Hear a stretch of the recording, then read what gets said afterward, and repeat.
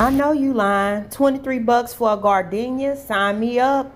Right now, the only thing I need to figure out is which one, because they have all of these gardenias packed in right here. But as I'm starting to inspect them, I can see that some of the gardenias do have bud drop on them. And the way that they have all of them smashed in kind of makes me a little bit nervous, because if there is a issue with a potential infestation, then it's going to make it easier to spread. So I'm going to have to come in and look at these gardenias one by one, because I want to make sure that I get some that have quite a bit of buds on there. So I think what I'll do, my best plan of attack will be to go to the back of the gardenias here.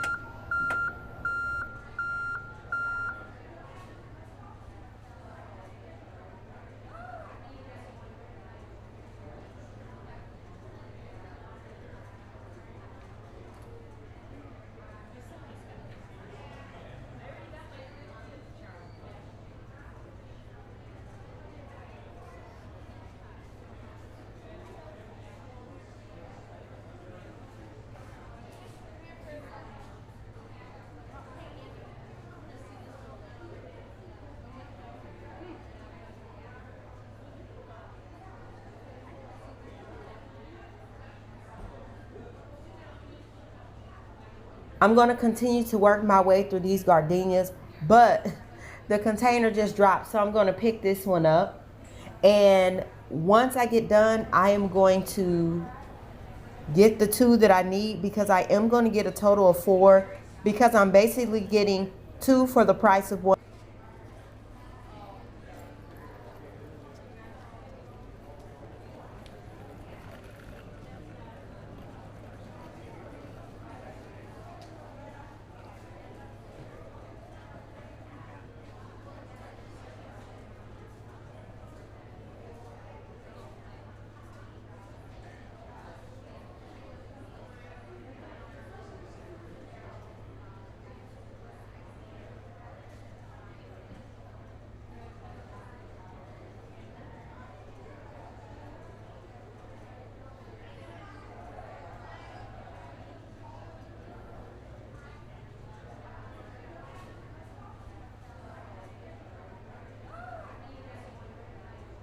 Look at all of these gardenias. You better come and get you one. Bloop.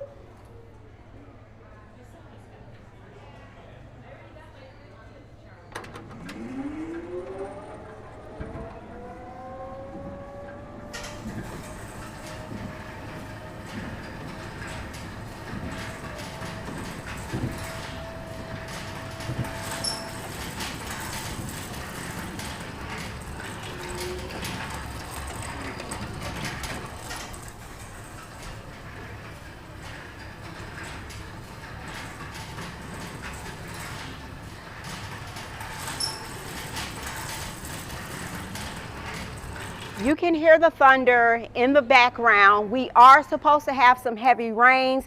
We've made it back from Sam's Club. I'm very excited about the gardenias that I was able to score. It's a bonus because I recently took you guys along with me on a shopping trip to an independent garden center, and they had gardenias a little bit smaller, which were double the price. So I was able to save that way. So I'm excited. I scored 4 of the gardenias, and it's perfect for where I'm going to be putting them at. I wanted to show you all this big pretty shrub here. Now this is an azalea. I wait on pins and needles every year for it to bloom. It's absolutely gorgeous, but it's fading over. So these blooms are going to be dropping here. I wanted to show you all what it looked like when it was in its prime, but I am totally obsessed with this azalea. I love the way that it drapes over the side of the flower bed here. Now I am going to be working on the sides of my house and to try to get them where I want it to be, since we more than likely will not be buying another home, at least for right now. I want to clean up these hostas. I can see where I already have a little bit of damage on the foliage of these hostas here, but in order to do that, we need to run and grab a bucket, and then we need to grab a pruner of some sort. So let's head to the back.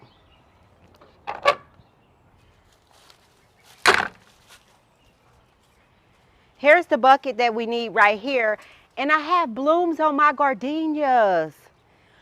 1, 2, 3. Any more? Oh, they are just the cutest angelic blooms. Look at that. That is so sweet. Oh, I love this. This one right here looks beautiful right here on the side. Just gorgeous. My pruners are back there with my raised beds. I'll go and I'll get them. Here's the pruners right here. We'll grab these.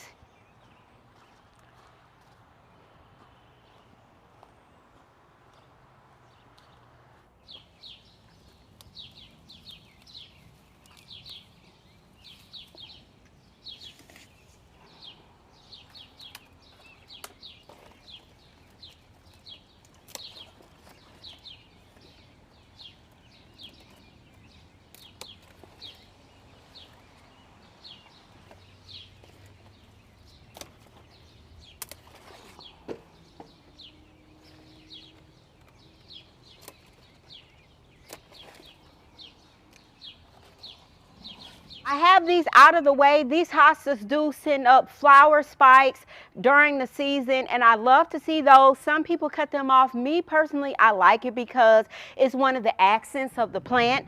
But the thunder is getting a little bit too loud for me, baby. So when it gets to thundering and tornado sirens and all that good type of jazz, I like to head on in. Come on, girl. First thing I want to do is I'm going to pour out the water.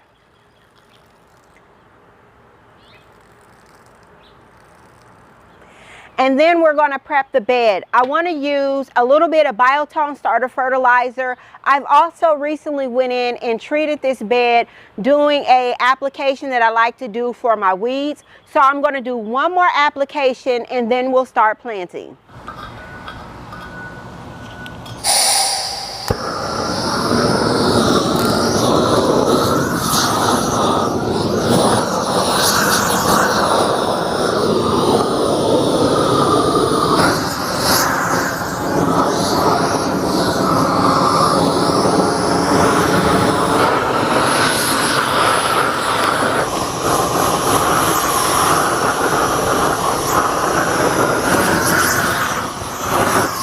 So we have our peas here. This is what our peas look like. They've dried out a bit. For my holes, I'm going to be using a dibbler. Now, I like to use the dibbler because it has our markings on there. Can you all see that? And so that way you get it right every single time. So I absolutely love using my dibblers.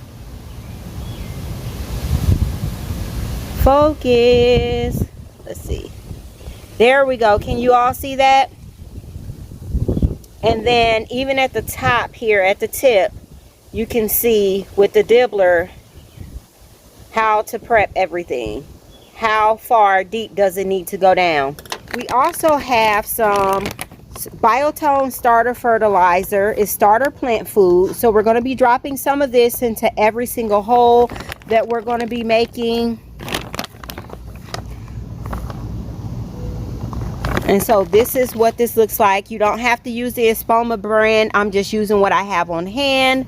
And so we have our peas here. I can't wait to plant these up. Now I did pre-soak these. When I started off, these were very shriveled up. And so I like to pre-soak for 24 hours in order to give rehydration. And that way it's going to take less amount of time for our seedling germination. And by doing that, it's going to make sure that we don't rot out. You can already kind of see where the seedling is going to emerge from. Can you see it right there at the top? Can you see that? That's where our seedling is going to emerge from. So when we drop these in, we're going to drop these in just like that so it can go straight out. And I know I need some oil, but it is what it is. So let's start with our dibbler.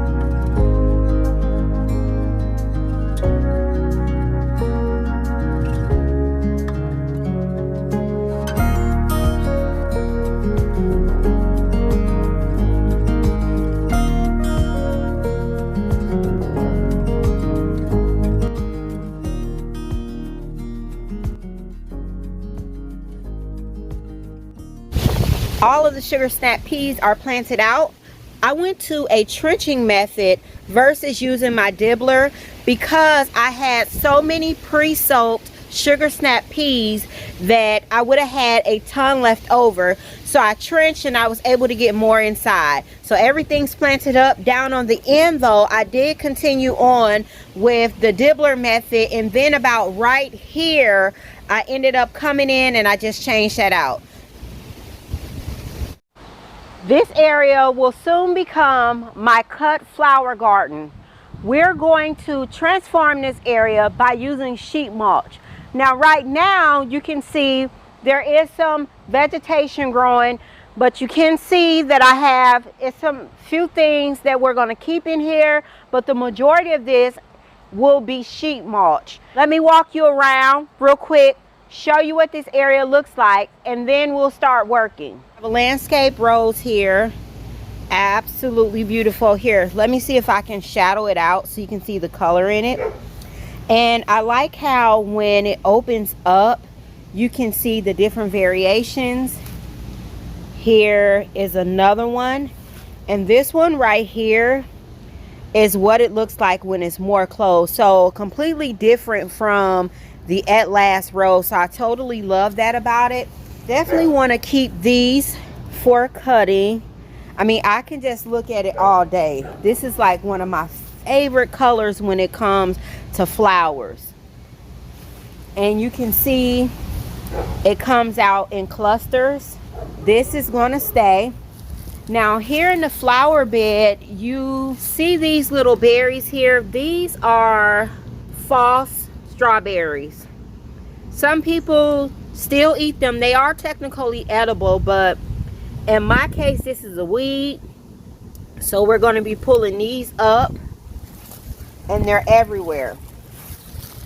I have some irises here. This is going to stay because on this side over here, this is where you're going to see my shade shrubs. So for example, I'm going to have hydrangeas coming on this side because it's going to be a true cutting garden. And what I mean by true cutting garden is I want to have shade flowers, and then I also want to have full sunflowers. So we're going to sheet mulch all of this here in the buckets. After I get done using the soil in the various containers, what I do is I'll put them in a bucket, or I'll cover it up like this, or I'll use it in the flower bed. And so the reason being is it makes it so that you don't get a ton of weeds. And I put just like a burlap sack over it, and it still is breathable. So that's this one right here. But let me show you this one, which does not have any covering over it, which all of this will pull out extremely easy. So I am going to use this as well. So nothing is going to go to waste in this area. There are some irises here. The irises will stay.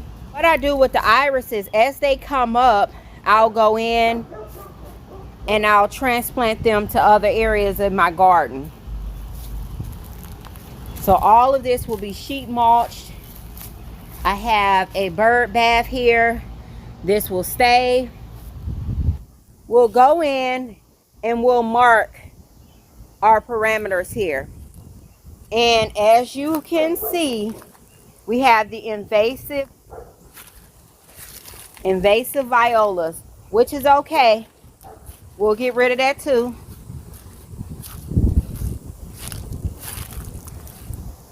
So now what we'll do is we'll come in and we'll set the parameters here, and then we'll just start marking this area out. So we'll get everything marked out.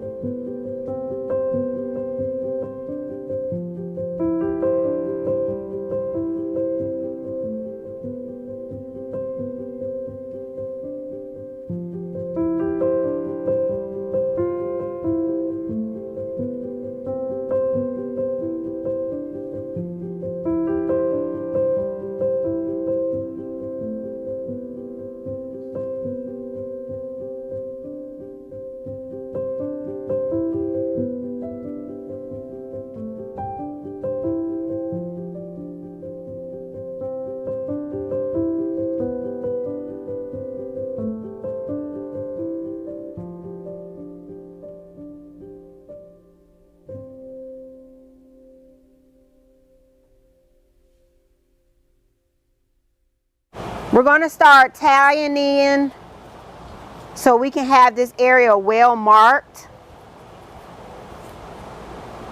And it'll give you a better visualization of the surface area here that we're working with.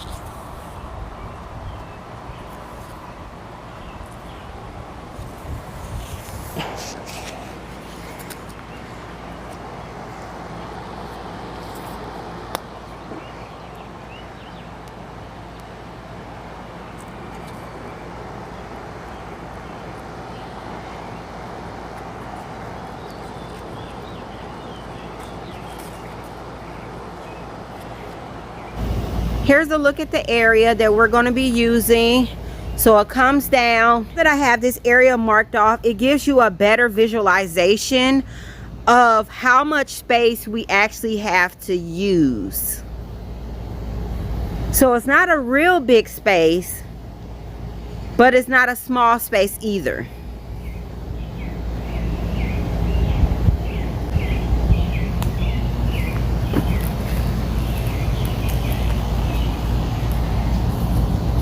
Put the post in, and it's going to align right up to the back of here. It bumps up right here, so a little bit beyond this.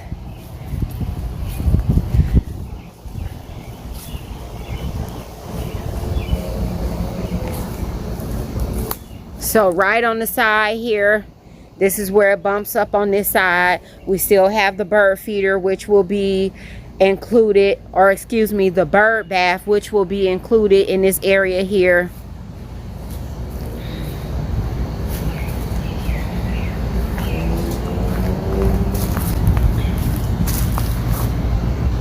Step back so you all can get a true like scale of the area. This is a space right here that I've carved out. I'm so excited, and we have made so much progress here. I can't wait for you all to see how everything comes along in this area here. I'm amped, I'm pumped. So this is creation of another garden room, a new garden space, and why not? So I'm going to take full opportunity of this space right here, and although it's small, you can fit so many plants inside of an area like this. This is absolutely amazing, and I am like ready to go. It is go time in my garden.